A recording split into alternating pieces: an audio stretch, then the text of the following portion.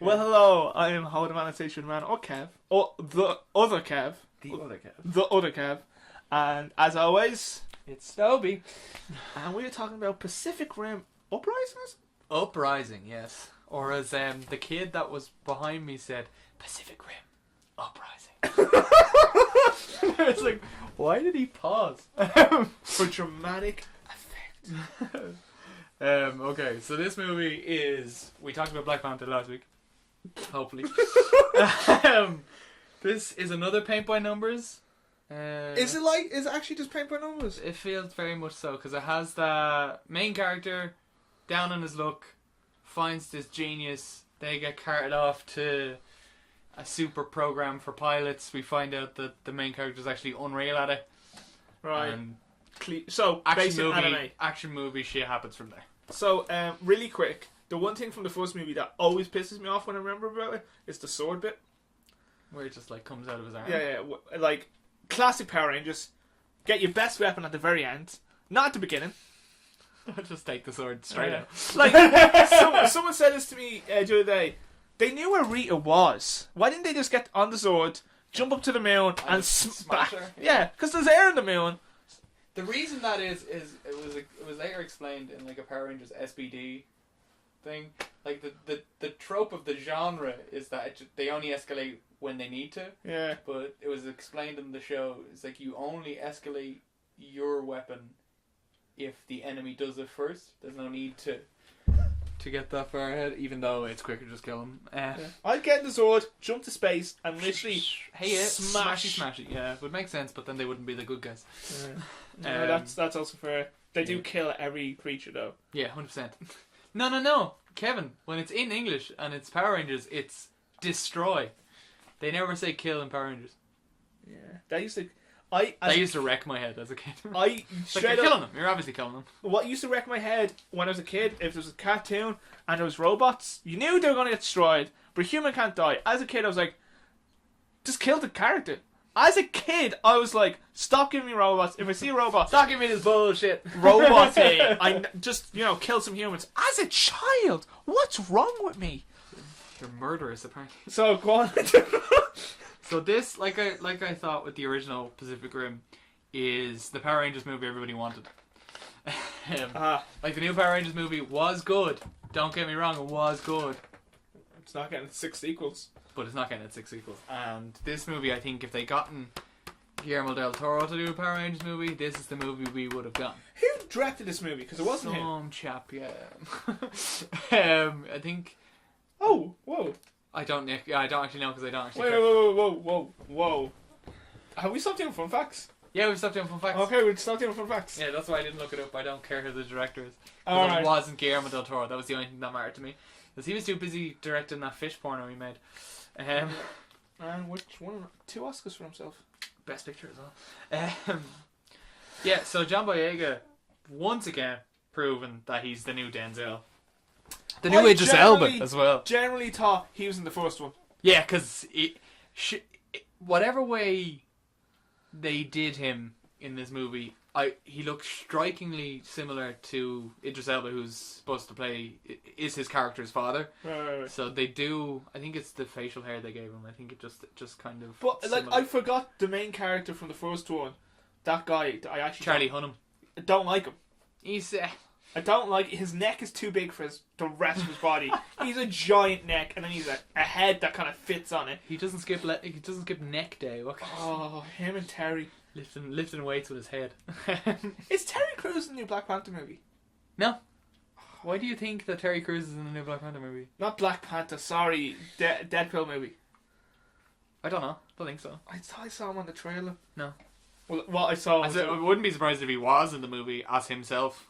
I'm not going to lie, I saw a big black guy, and I was like, I hope that's Terry Crews, because I couldn't see the face. I always hope that it's Terry Crews, because Terry Crews is an absolute angel. You know what? I'd love to have a cup of tea with him. Yeah, I'd love to just meet Terry Crews. I'm like, Terry Crews, come on our podcast. Yeah, Terry Crews. Be that mate. You're just a lovely man. Yeah. If it comes out that you beat people when you die, I'm alright with it. Moving on, John Boyega he's a fantastic. I still have to watch Detroit. I got it on DVD because I missed it in the cinema, and I still have to sit down and What watch movie? it. Detroit. It's about I think it's 1970s. It's about The riots. The riots in Detroit. Oh yeah. Yeah, That was only in and- the cinemas not that long ago. Yeah, but John Boyega, I still love him. I love him so much. He's just great. I think this is like his career is only beginning, and I can already see him. He's already doing like Titan roles. Like he's main character in Star Wars. He was the main actor in Detroit. He's the main character in this. He's a delight. He's an absolute delight. Did you see him in his purple suit? Yeah, he looks unreal. Man, he could play Magneto. He can play whoever he wants. If John Boyega came up to me and was like, "I'm gonna play Oprah in a movie," I'd be like, "Yeah, no matter. why You're John Boyega. Like, do what you want." Yeah. I could generally see him being... Because when I saw that, I was like, you look like a villain. You're in purple. You could be Magneto if you wanted. 100%. I believe it. Yeah. I watched that movie twice. I watched that movie twice and on an airplane. Anything John Boyega does, I'd watch. I watched that movie twice on an And a airplane plane. and in China, where I don't understand it. For some reason, they give you a Korean version, and I'm just like, All right. yeah. Okay. And then there's a young girl in this. I'm just moving on. There's a young girl in this.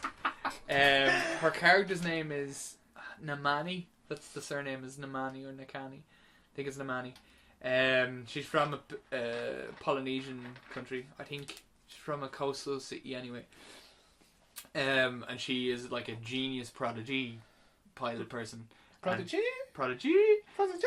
And she's basically John Boyega's ticket back into the life because she gets him caught by the Jaegers. And she's actually really good. Like, I was talking to somebody about Wrinkle in Time, which is predominantly children actors, Yeah. and they're shit. But And she... that's had a lot of time coming into cinemas. Yeah, fuck that movie. Have you seen it? No, I just don't want to see it. Like, I don't want to besmirch my opinion of Mindy Kaling, Oprah Winfrey, or it's a Reese Oprah Winfrey's in that movie. She's like the main wizardy person. And anyway, Kaylee Spaini or Spiny or however you'd say that. She's the girl that plays the girl in this, and she's just terrific. Like, her character is both strong and insecure at the same time, and it really rounds her out. And then she also has a fantastic chemistry with John Boyega. You can really see that. You really see that, like, daughter, father, older sibling, younger sibling kind of dynamic in them, and it just really works really well. Also, there's a big age difference then. Oh yeah, You did say little girl, sorry. Yeah, she's supposed to be like, I think it's like 15, 16, and then he's like an adult. Like 18. No, he's a lot older than that. But and then his sister, quote unquote, half sister, quote unquote, is the Asian one with I think she's Chinese. I'm not 100% sure, but she's the one from the first movie. Will I ring our expert? Our expert. We're gonna have to just have Jess in the show now. She's agreed to do an episode of one of the other shows. The Up podcast. Anyway, she is John Boyega's sister. Half sister. You're right. Half sister, because the only reason she's related to him at all is because Idris Elba in the first movie rescued her as a child from a kaiju. Yeah, That's who she is, right? Oh, so she returns. She's a returning character, and she's still in the whatever the fuck the Power Rangers people is called. But okay, this is the last day. None of the characters' performances are any other standout other than the ones I've talked about. John Boyega, Kylie Spiney. They're all. That's it. They're the only two that kind of really stand out. Everyone else is just the people in the background. There's a Russian guy. There's a Russian chick. There's an Asian bloke, another Asian bloke, and then the Indian bloke. That's it.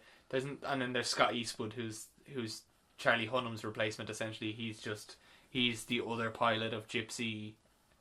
It's called Gypsy Avenger in this instead of Gypsy Danger, which kind of annoyed me a little, but it makes sense because it's not the Gypsy Danger. Gypsy Danger's decommissioned.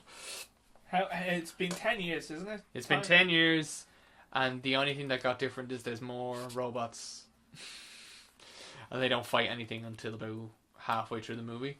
Oh. There's a few action sequences, like there's a chase sequence, like there's two chase sequences. One is on foot, one is in Jaeger.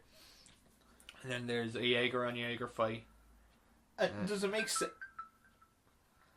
does it make sense why?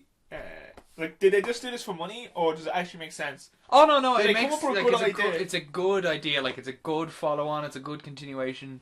If the reason you liked the first one was because of the chemistry of the two main characters and you wanted to see them again, I just want to see a robot beat up an alien. If you want to see a robot punch shit, this is the movie. Yeah. This is the movie you go see because shit gets unreal real fast. See, because I think it's as the anime boy inside of me. Yeah, this is it. This is the movie. This is the blockbuster for you because this is the Hollywood anime. Yeah, like with the first one, the thing that people like about that genre, like the goofy, cheesy fights and then the over-the-top choreography, that's all in there. Except it was made for $500 million. I'm all over for that. It's nothing amazing, but it's still fun to watch. It's still that stupid, goofy, fucking robot punchy. It's still that. Like that's what killed me about the also, Power Rangers movie. There's a part where essentially Charlie Day says, "Make my monster grow," and kaijus just get bigger. It's pretty fun. That's what upset me about the Power Rangers movie, because I was loving it till when they finally get the Zords, right? You were loving it up until that point. Yeah. Right? I was loving it. I was enjoying the clichéness of it. Yeah, the cheesy. The cheesy is what makes Power Rangers good. That's bringing me back to my 90s, my childhood, right? Yeah. And then they find Goldar, that's just like a liquid.